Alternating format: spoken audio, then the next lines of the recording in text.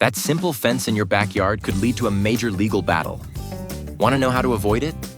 In this video, we'll cover the basics of fence law, what causes neighbor disputes, and most importantly, how to avoid them.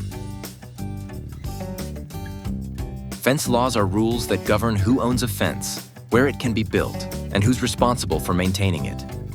These laws can vary by state or even by city, but there are some common principles. Fences on a property line are usually considered shared property. Both neighbors may be equally responsible for maintenance costs. In most cases, you can build a fence on your own property, but it must not violate local height or material regulations. Here are a few disputes we see often. Building without telling your neighbor. Building over the property line. Disagreeing on who should pay for maintenance or repairs. Installing a fence that blocks a view or breaks local codes. The good news? These conflicts are totally preventable. Here's how to stay out of trouble.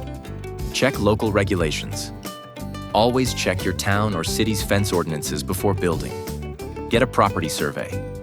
Know exactly where your property line is. Talk to your neighbor first. A quick conversation can save a lot of headaches. Put agreements in writing, especially if you're sharing costs or maintenance duties. Hire a professional fence contractor. A licensed pro will make sure the job is done right and up to code. Already in a disagreement? Keep it civil. Start with a polite conversation. If that doesn't work, try mediation or contact a local legal advisor. Going to court should always be a last resort. Need help with a new fence or want to make sure yours is up to code?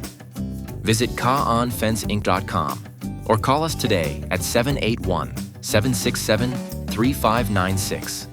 Let's build fences that bring neighbors together, not tear them apart. If you found this video helpful, give it a thumbs up, subscribe for more fence tips, and let us know in the comments.